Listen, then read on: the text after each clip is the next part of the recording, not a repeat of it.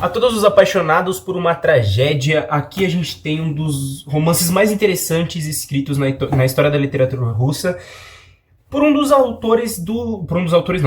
autor do livro que eu tô lendo atualmente, O Crime e Castigo. A gente tem Noites Brancas, um livro que é extremamente curto, mas extremamente também importante para quem leu ele. Por quê? Porque quebra todos os padrões de romance que a gente tem acompanhado até agora, pelo menos na minha opinião. Claro, né, não pro século XIX, que era tudo triste e acabado, mas pelo menos pros atuais. Involuntariamente, ela me faz recordar aquela moça seca e enfermiça, para a qual você olha às vezes com piedade, às vezes com uma certa compaixão e às vezes sequer percebe, mas que de repente, num instante, de modo involuntário e inexplicável, aparece surpreendentemente bela. E você, pasmo e encantado, sem querer perguntar a si mesmo, que força fez esses olhos tristes e pensativos brilharem com um fogo assim? O que trouxe sangue para essas faces pálidas e ressequidas? O que regou de paixão esses traços delicados do rosto? Por que arfa esse peito? O que trouxe tão subitamente a força, a vida e a beleza para o rosto dessa pobre moça, fazendo-o brilhar com um sorriso assim e animar-se com um riso tão brilhante e ardente?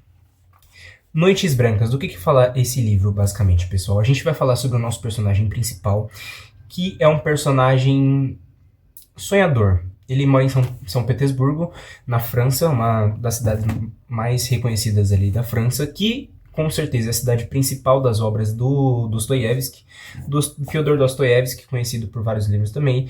Entre esse, Noites Brancas, Crime e Castigo, O Idiota, O Jogador, diversos livros desse tipo. Dostoiévski, ele sempre traz uma parte do ser humano reflexiva.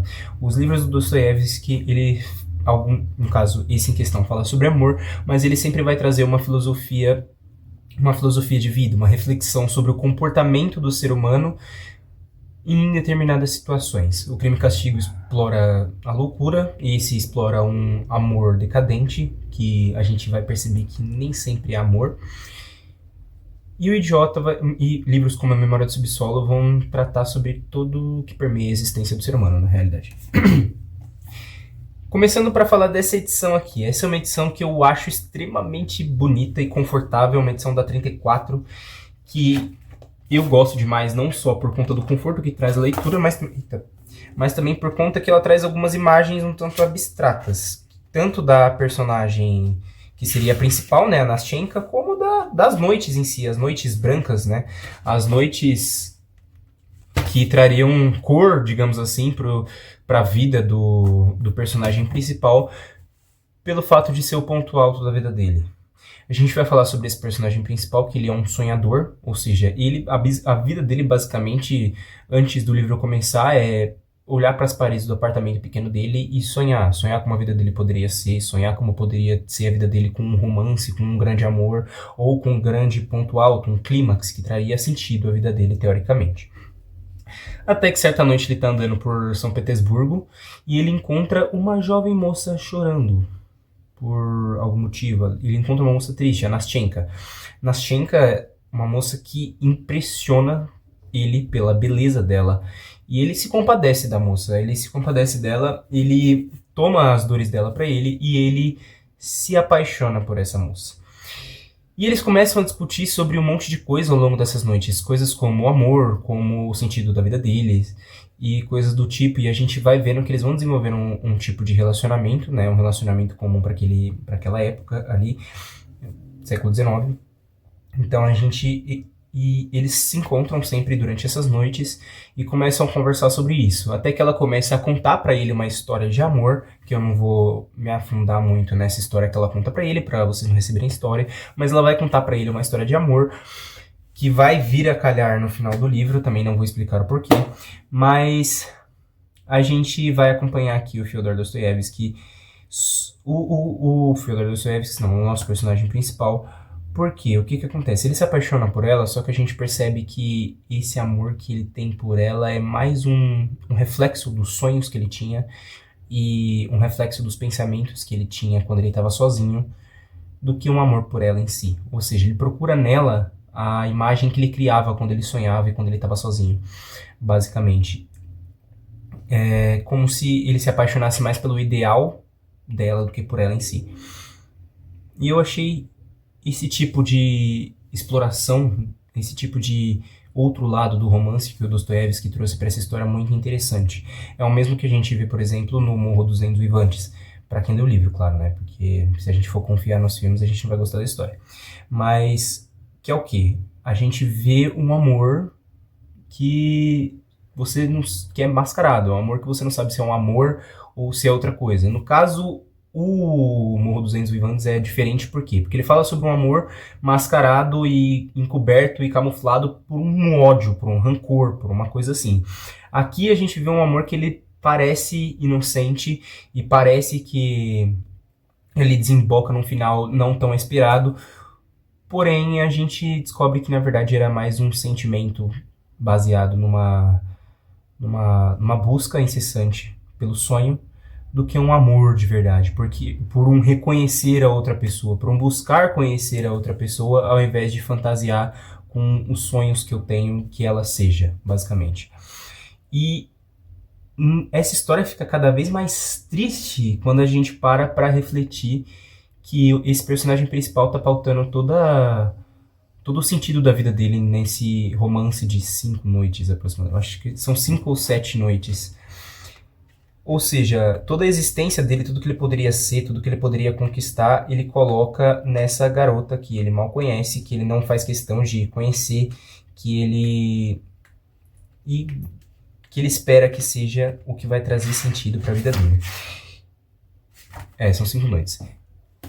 Isso faz o livro ser menos interessante? Com certeza não. É um livro que vai te prender, é um livro que você vai ficar se perguntando o que vai acontecer depois, com certeza.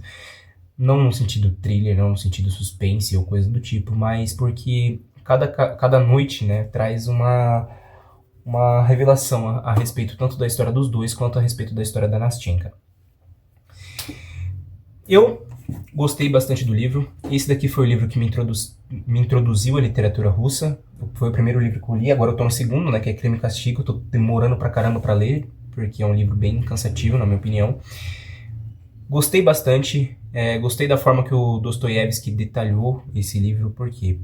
Porque ele é um livro curtíssimo, mas é um livro que ele consegue traçar perfeitamente a personalidade tanto do apaixonado quanto da moça que só tá passando por um momento difícil na vida dela e acha que achou alguém pra conversar e pra suprir as necessidades emocionais dela, pelo menos temporariamente.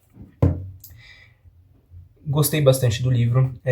Em relação à literatura russa, pelo que eu venho acompanhando desses dois livros, tanto Noites Brancas como O Crime e Castigo, ela tem uma diferença, não uma diferença muito grande, mas ela tem sim uma diferença da literatura brasileira e da literatura americana que eu tenho acompanhado e que eu acho bastante interessante. Diferente desse livro, O Crime e Castigo, por ser maior também, eu percebi que o jeito que o Dostoiévski ele trata a personalidade de cada personagem, por mais que seja diferente, tem um mesmo modelo, digamos assim. Ele faz um traço de personalidade entre como a mente daquele personagem funciona, baseado no que ele passou, e a percepção que ele tem do que está acontecendo ao redor dele, que muitas vezes é praticamente nula. Os personagens eles são mais voltados para eles mesmos e para o que está acontecendo com eles, de uma forma que passa a ser até egoísta do que percebendo o que realmente está acontecendo ao redor deles. A gente vê esse comportamento no personagem principal desse livro e a gente vê esse comportamento no Raskolnikov no Crime e Castigo, que começa a ficar louco por causa disso, basicamente. A principal diferença entre os dois livros que eu percebi, é claro, né, grotesca, que é o tamanho, mas não o tamanho só o volume tipo de páginas. O Dostoiévski no Crime e Castigo, ele um diálogo, uma história, uma parte, um quadro do livro pode durar páginas e páginas, porque ele vai construir o ambiente, ele vai construir o cenário, ele vai falar sobre o que está se passando na cabeça de um cara, do outro cara, e como essas duas pessoas às vezes não estão se conversando, mesmo estando ali num diálogo fluido, e ainda tem, claro, o que eles estão falando, o que eles estão querendo dizer com o que eles estão falando. E sempre o Dostoiévski ele vai ser muito reflexivo nesse ponto. Esse daqui, diferente do livro que eu tô lendo agora, é um livro que ele deixa mais você refletir do que o personagem em si, mas no Crime e Castigo ele trabalha as duas partes, né? Você vai pensar enquanto o Raskolnikov pensa e ele vai ficando louco e você vai ficando louco junto com ele e você vai tomando as dores dele e ao mesmo tempo percebendo que ele é um personagem completamente desprezível, independente do que ele faça. E é isso, eu espero que vocês tenham gostado da análise, rapaziada. Espero que vocês confiram também. Por quê? Porque é diferente, mas é muito bom e mostra outra parte da literatura, uma forma de ver o mundo diferente da literatura que a gente está acostumado, pelo menos. Se você gostou, deixa seu like aqui, se inscreve no canal. Se você não gostou do livro, se você gostou do livro, deixa aqui nos comentários também. E se você não conferiu o livro, não deixe de conferir. O link do livro tá aqui na descrição. E eu tenho certeza que vocês vão gostar de pelo menos conhecer esse tipo de história. Não deixe também de seguir a nossa página no Instagram. Estou fazendo diversas análises, curiosidades, apresentações lá. E estou trazendo a maioria delas aqui pro canal. É isso, rapaziada. Falou, até a próxima.